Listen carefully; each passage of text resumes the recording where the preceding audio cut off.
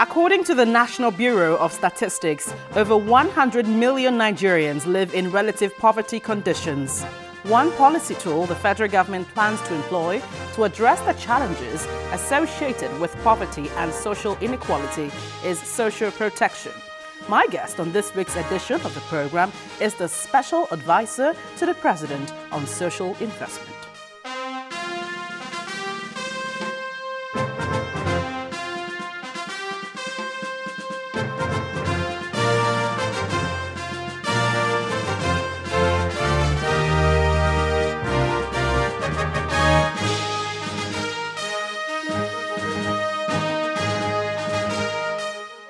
There. Thank you for joining me on the program this week. I'm Gloria Umezuke. In his 2016 democracy speech, President Muhammadu Buhari said, "For too long, ours has been a society that neglects the poor and victimizes the weak. A society that fails to recognize that poverty is not just lack of money, it is not having the capability to realize one's full potential as a human being." Well, this was the premise upon which his administration launched the Social Intervention Program. I spoke with the one who is in charge, the President's Special Advisor on Social Investment, in our interview. But coming up next, the presidency has unveiled the 6 social protection programs which they hope would make life better for many Nigerians. Take a listen. 500 billion naira has been appropriated in the 2016 budget for social intervention programs in 5 key areas.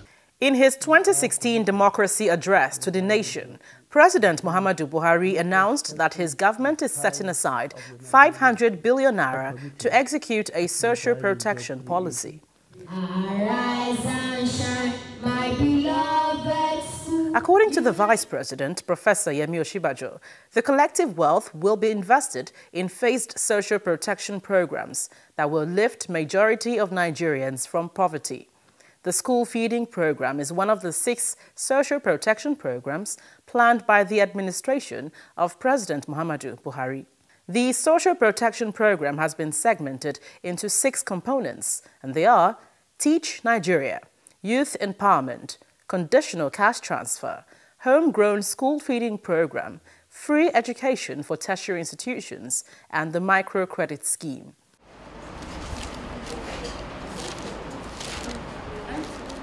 For the Teach Nigeria component, the target is to hire, train and deploy 500,000 teachers for public schools. Under the Youth Empowerment Program, between 300,000 and 500,000 youths will go through skill acquisition and vocational training. 5,000 naira will be paid to 1 million extremely poor Nigerians every month under the conditional cash transfer component of the program. The homegrown school feeding program will cater for public and primary school pupils. Also, 1 nutritious meal per day will be provided for school children. This is to encourage school enrollment. 1, it will improve school enrollment and completion and curb the current dropout rates from primary schools estimated at 30%, and thereby also reduce child labor. 2, it will improve child nutrition and health. It will also increase local agricultural production. The federal government plans to give 60 billion naira loan to 1 million artisans and market women and men under the microcredit scheme.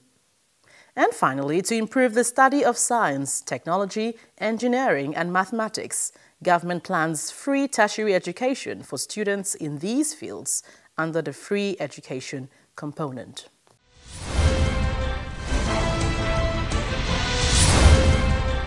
I had a conversation with Mrs. Mariam Owais on how the federal government intends to use the social protection program to enrich the social contract between the government and her citizens.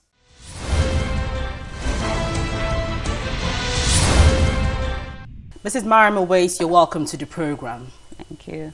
Well, the federal government planned to spend about 500 billion naira on the social protection plan, which is about 9% of the nation's budget. But Is this plan feasible now in this current economic crisis?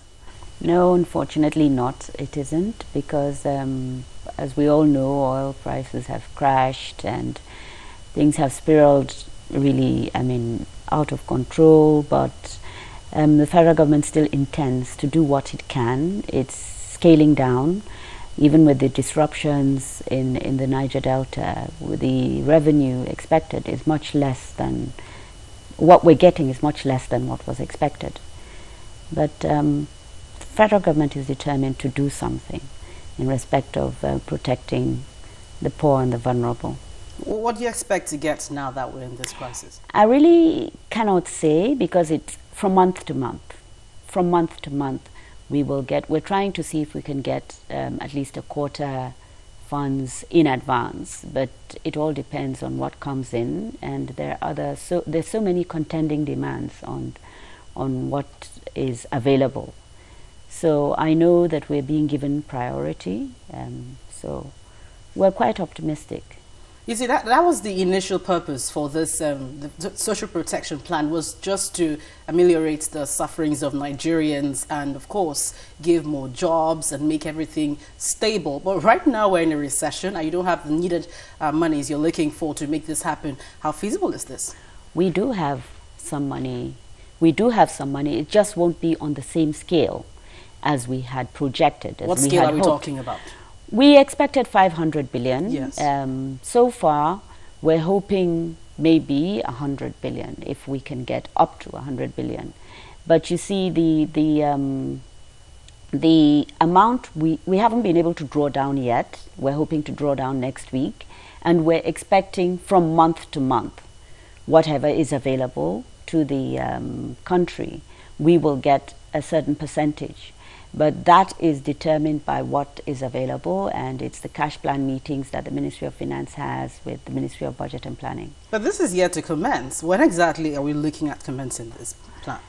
We're ready to go. We've spent the past few months working very hard, trying to set up a framework for the states. It's very, very important for us that the states comply with the framework.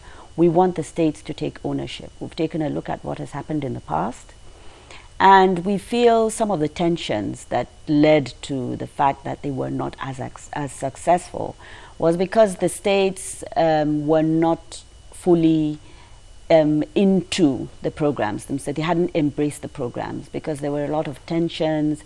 Federal government put staff at state level, and there were a lot of tensions between the state government and the federal government officers. So this time we're trying to ensure that we have a lean team at federal level.